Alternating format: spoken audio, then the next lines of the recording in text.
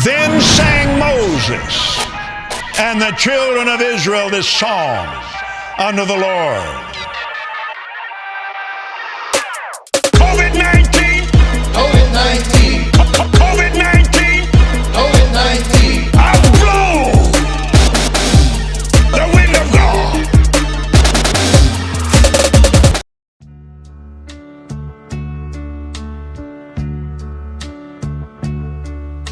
Tuesday, 8:30 a.m. nawala ang among internet.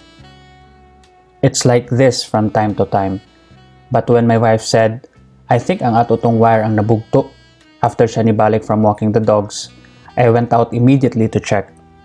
And sure enough, namutol irresponsibly sa punuan sa saging and naigo ang cable sa among internet.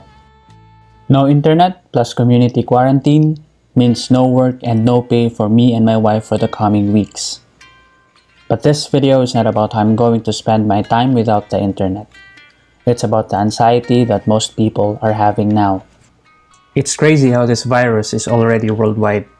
Wala siya gipili nga race, ug dili magmatter sa iya kung kwartahan ba ka o pobre.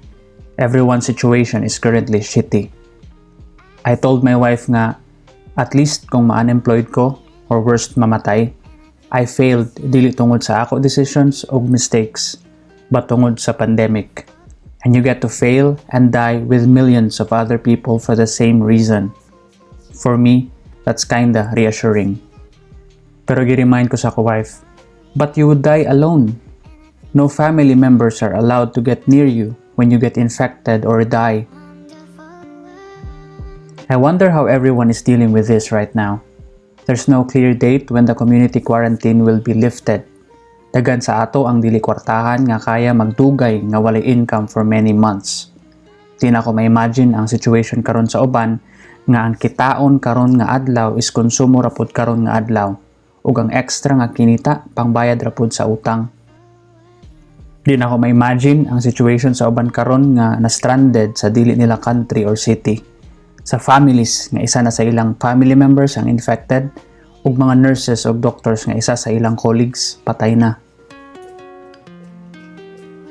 As we stockpile food and supplies and isolate ourselves in our homes, I want to offer a glimmer of hope.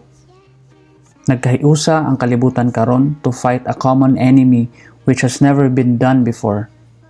Ug tungod sa mga institutions o organizations nga nagpadayon og invest sa atong mga scientists for medical and scientific research, maka-fight back na ta sa highly infectious ug deadly nga threat. Tungod sa progress sa DNA sequencing, mas paspas o more individualized na ang medical care nga ma-administer sa ato. And in a matter of days, dali na lang nato na-categorize o na-catalog ang coronavirus.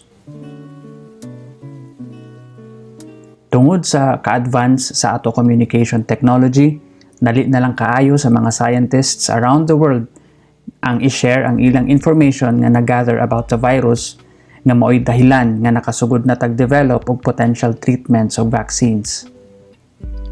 Scientists and researchers around the world have collaborated to gain better insights into the biology and evolution of the virus para mas mapadali pa ang development sa treatments and vaccines, as well as develop better testing kits para dili ta magpabiling buta sa pakipag-away aning invisible nga kalaban. Mao ni ang resulta sa atong pagsalig, pag-invest o pag-value sa siyensya. Malampasan ra ni nga trahedya if we work together. But I'm just worried. Bothered to be exact kay naay uban sa ato nga lahi ang gipili nga path.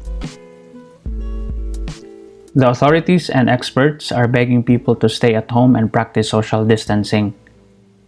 According sa ilang estimates, millions will die kung di ta mosunod sa ilang gi-recommend nga set of actions.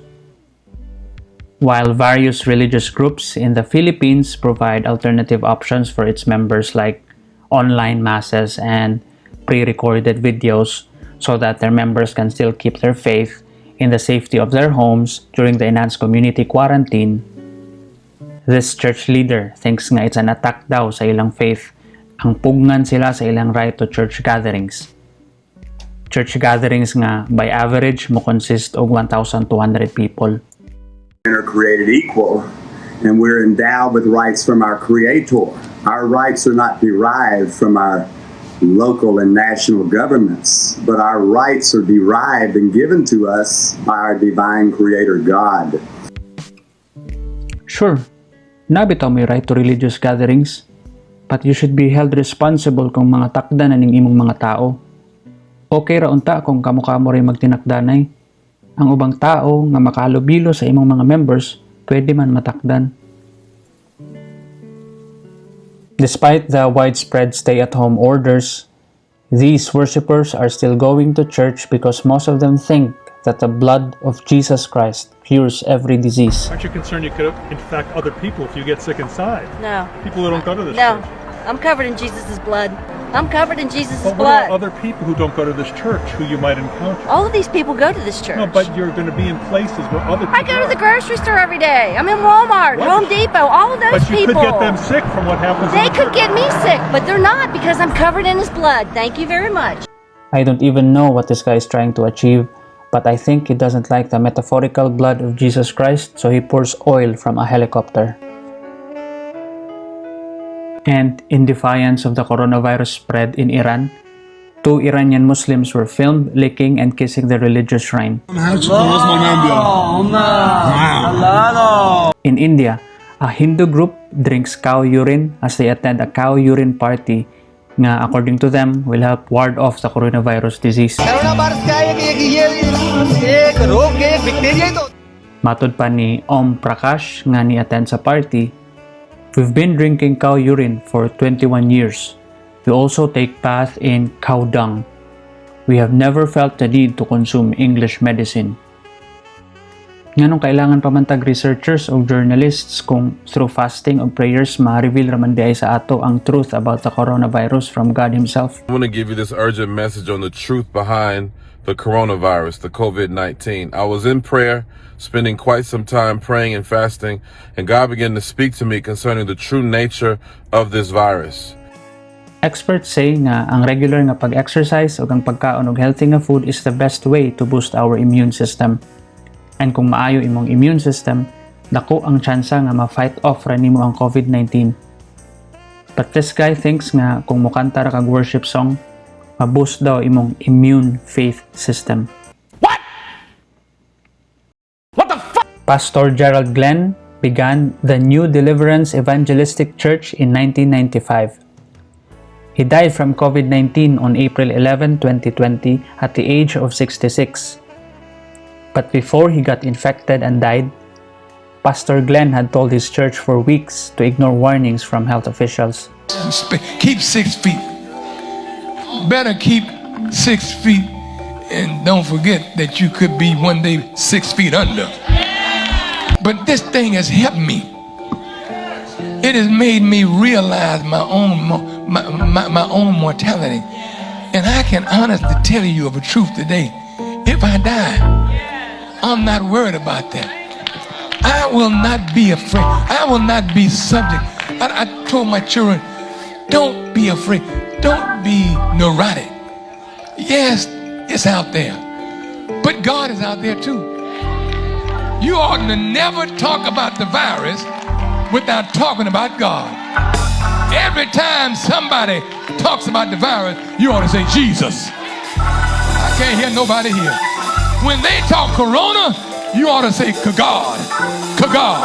God. God is bigger than the virus. God is bigger than our struggle. He's bigger.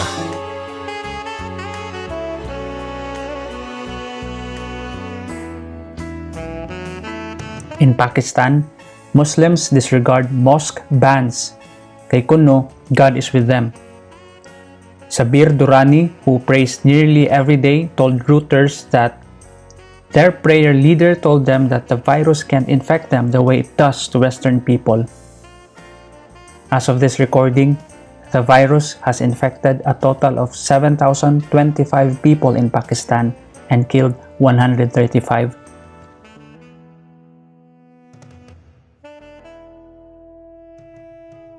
More than 60% of the coronavirus cases in Pakistan have so far been linked to Muslims returning from pilgrimages in the Middle East and followers of the Tablighi Jamaat, an orthodox proselytizing group. For public safety, the Karachi police tried to break up a prayer congregation. Instead na manguli and magpasalamat sa mga pulis, the residents formed a violent mob and the police were forced to flee.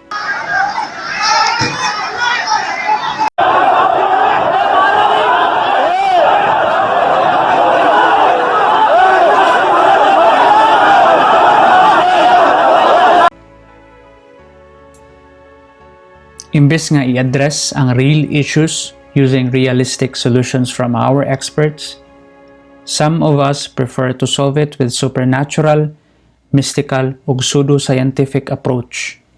A very useless ug harmful nga approach sa disease nga walay pakialam kung Diyos nun baka o dili. While ga-follow mis balaod ug suggestions sa atong mga experts, here you are still having congregations, still going out kay dako kayo imo kumpiyansa nga gibantayan kas imong Ginoo. Still insisting nga this problem can only be solved by just having faith kang God alone. Ug at the same time, convinced nga ang social distancing, washing of hands, o vaccines won't help. Ang kanila kasing pakay, magsamba sa malolos at manggamot sa bayan ng Pandi. Yung mga COVID-19 na yan, kaya namin pagalingin yan. Dahil kung ikaw binigyan ka ng kapangyarihan ng Diyos, patong mo lang kamay mo sa ulo. Basta't malakas ang pananampalatayang isang pasyente. Naniniwala ang grupo na hindi sila basta-basta tatablan ng sakit. Bakit ko kakailanganin ng mask? Ang mask bang makakapagligtas ng tao? Kahit magmask ka, yung hangin. Kahit mag-alcohol ka, hindi mamamatay dyan ang mga masamang espiritu. For me, I'm happy to sit at my computer and tell the world a vital truth. Only the people who rely on science and reason can save us from awful disasters. Those who value myths and superstitions above reason will only hold us back and put us all at risk.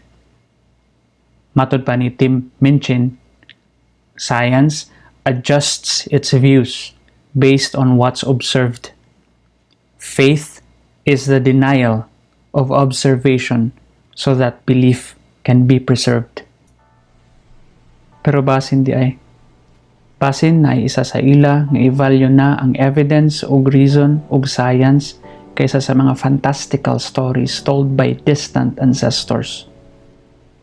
Mga stories that have kept us ignorant ug nahimutang danger to ourselves. Basin di ay.